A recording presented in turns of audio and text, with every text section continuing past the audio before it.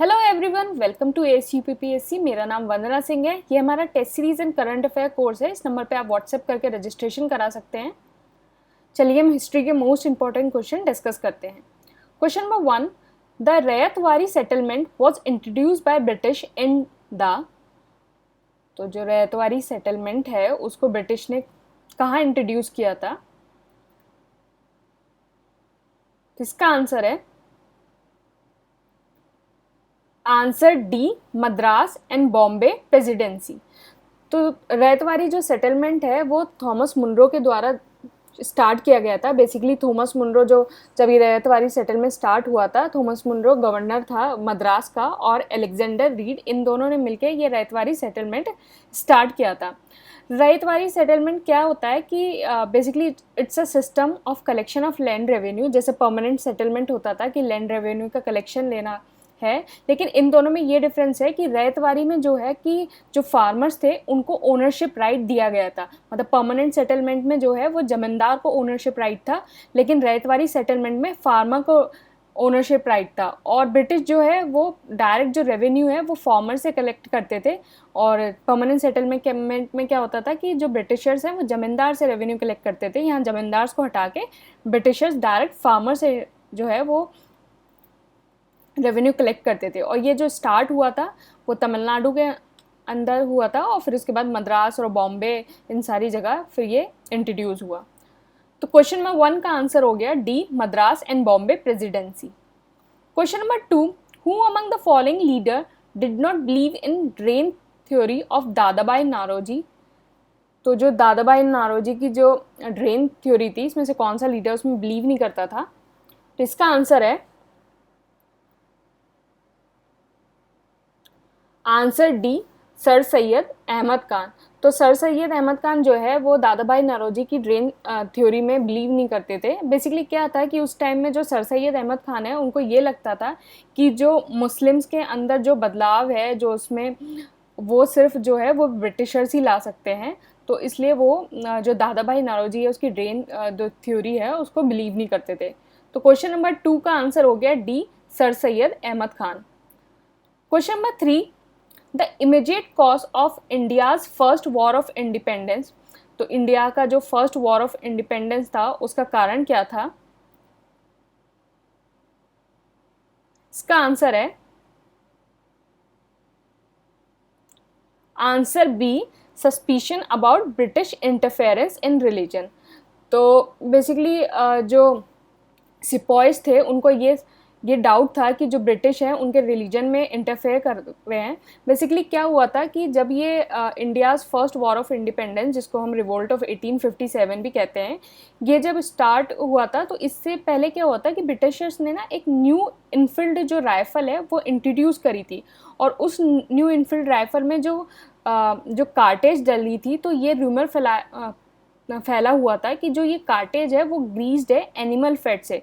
और पहले क्या होता था कि जब वो कार्टेज को जब यूज़ करना होता था तो उसे ना मुंह से छीलना होता था। तो उनको लगता था कि उनका जो धर्म है वो भ्रष्ट हो जाएगा, कि अगर आप एनिमल फैट का जो वो कार्टेज है कि वो अपने मुंह पे लगाएंगे तो उनका धर्म भ्रष्ट हो जाएगा। तो इस वजह से उनको लगता था कि सिपॉइज को लगता था कि जो ब्रिटिश है उनके रिलीजन के साथ इंटरफेयर कर रहा है। तो क्वेश्चन नंबर 3 का आंसर हो गया B. Question number 4, the first event relating to the war of independence of 1857 was। तो कौन सा ऐसा इवेंट है जो फर्स्ट इवेंट है related to the war of 1857 इन इवेंट में से? तो इसका आंसर है marching of sepoy to Delhi red fort. तो इन सारे इवेंट में से ये फर्स्ट इवेंट है, क्योंकि क्या हुआ था 10 में 1857 को जितने भी सिपॉयज हैं उन्होंने ये कहा था कि वो दिल्ली के लिए मार्च करेंगे। और उन्होंने 11 में 1857 को जो बहादुर शाह जफ़र है उसको as a emperor of Hindustan proclaimed कर दिया था। बाकी ये सारे इवेंट बाद में हुए हैं, कि जो कानपुर रिवॉल्ट है वो नाना साहिब की जो लीडरशिप में आया था वो 5 जून 1857 को आया था। और बेगम हजरत महल ने जो रिवोल्ट ऑफ 1857 की जो लीडरशिप ली थी वो 4 जून 1857 में ली थी। और रिवोल्ट जो रानी ऑफ झांसी के द्वारा हुआ था वो भी जून 1857 में हुआ था। और जो मार्चिंग ऑफ सिपॉय है वो 10th मई को हुए थे और 11th मई को उन्होंने बहादुर शाह जो जफ़र है उसको एम्परर ऑफ हिंदुस्तान प्रोक्लेम्ड कर दिया था। तो क्वेश्चन नंबर 14 का आंसर हो गया C, marching of sepoy to Delhi red Fort. Question number 5, who among the following was the leader of the revolution of 1857 in Assam. तो 1857 का जो रेवोल्यूशन था उसका जो लीडर कौन था? इसका आंसर है आंसर ए, दीवान मनीराम दत्त। तो दीवान मनीराम दत्त जो दत्त है वो रिवोल्ट ऑफ 1857 में जो आसाम में था उसका लीडर था। तो क्वेश्चन नंबर 5 का आंसर हो गया A, Dewan Maniram Dutta. Question number 6, the first freedom war of 1857 failed because. तो जो फर्स्ट फ्रीडम वॉर है 1857 की वो किस लिए फेल हुई थी? इसका आंसर है answer D, all of the above. तो ये सारे जो कारण हैं वो सही हैं। पहला, there was a lackness of unity of purpose in Indian sepoys. तो बेसिकली जो इंडियन सिपॉय है उनके उद्देश्य में जो वो एकता नहीं थी। और दूसरा, generally native king supported British. तो जितने भी नेटिव किंग्स थे कि निज़ाम हो गया, सिंधिया हो गया, होलकर्स हो गया, ये सारे जो लोग हैं ये जो है ब्रिटिशर्स को सपोर्ट कर रहे थे। तीसरा रीज़न ये है कि जो ब्रिटिश सोल्जर्स थे उनके पास जो है वो बहुत ऑर्गेनाइज थे और उनके पास बहुत ही ज़्यादा इक्विप्ड जो है मतलब बहुत ज़्यादा अच्छे हथियार थे। तो ये सारे ही कारण सही हैं। तो क्वेश्चन नंबर 6 का आंसर हो गया D, all of the above. Question number 7, the statement the so called first national war of independence was neither the first nor national nor war of independence is associated with। तो ये जो statement है ये किसने कही थी? इसका answer है आरसी मजूमदार। तो ये आरसी मजूमदार ने कहा था कि जो ये रिवोल्ट ऑफ 1807 है, ना तो ये first national war of independence है, ना तो ये फर्स्ट है और ना ही ये वॉर ऑफ इंडिपेंडेंस है। आप मुझे कमेंट करके ये बताइए कि ये किसने कहा था कि जो रिवोल्ट ऑफ 1857 है वो फर्स्ट वॉर ऑफ इंडिपेंडेंस है। तो नीचे आप कमेंट करके बताइए किसने कहा था कि रिवोल्ट ऑफ 1857 को first war of independence. Question number 7 का आंसर हो गया A, RC Majumdar. Question number 8, which one of the following is the correct chronological order Afghan rulers to be throne of Delhi. तो इसमें आपको ऑर्डर्स बताना है कि अफगान रूलर्स का वो कब कब उन्होंने दिल्ली पे जो है वो राज किया। तो इसका आंसर है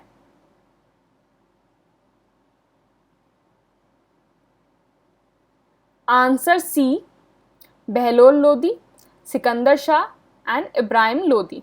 तो जो बहलोल लोदी था वो बेसिकली जो लोधी डायनेस्टी है वो उसका फाउंडर था। और बहलोल लोदी ने जो रूल किया था 1451 से 1489 में रूल किया था। फिर उसके बाद सिकंदर शाह, फिर उसने 1489 से 1517 तक रूल किया।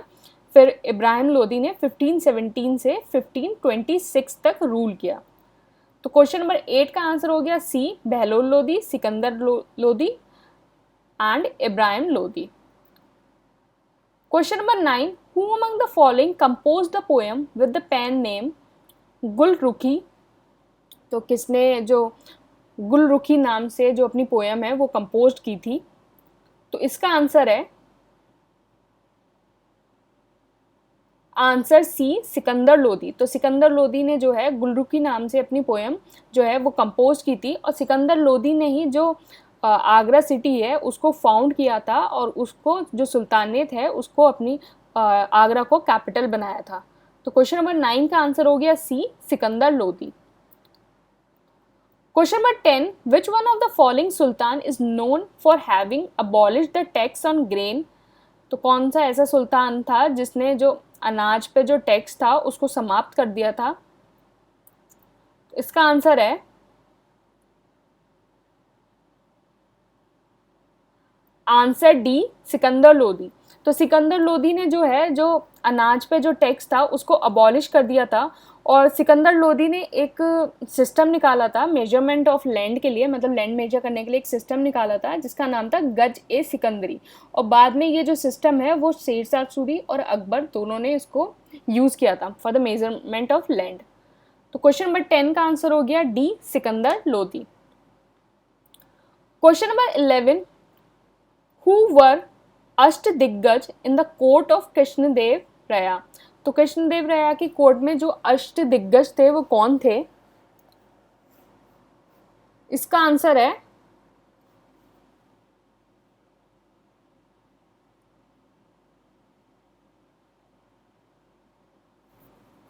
Answer B, Telugu poets.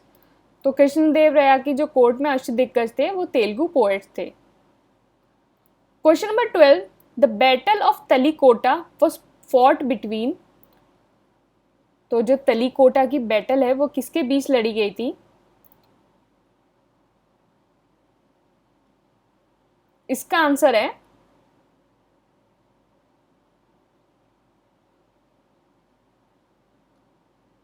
Answer C, Vijayanagar and combined forces of Bijapur, Ahmednagar and Golconda.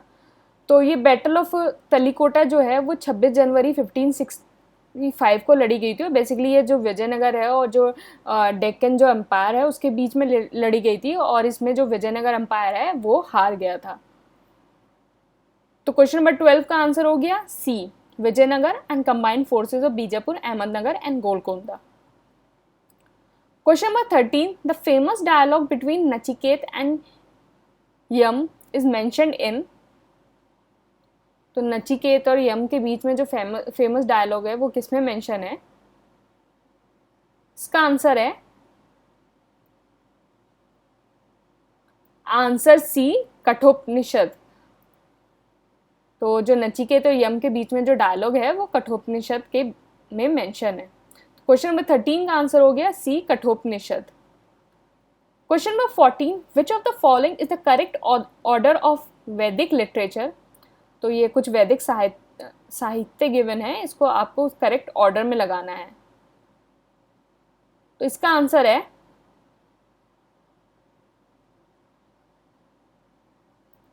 Answer A, Vedic Samhitas, Brahmanas, Aranyakas and उपनिषद। तो ये इसका करेक्ट ऑर्डर है। बेसिकली जो वेदास होते हैं वो 4 पार्ट में डिवाइड होते हैं, संहितास, ब्राह्मण्स, अरण्यकास एंड उपनिषद। और जो संहितास और ब्राह्मण्स होते हैं वो कर्म कांड में आते हैं, और जो अरण्यकास एंड उपनिषद हैं वो ज्ञान कांड में आते हैं। तो क्वेश्चन नंबर 14 का आंसर हो गया A, Vedic Samhitas, Brahmanas, Aranyakas and Upanishad. Question number 15, match list 1 with list 2। List 1 में आपको कुछ वैदिक रिवर्स गिवन है और लिस्ट 2 में उनके मॉडर्न नेम्स गिवन है, आपको इसको मैच करना है।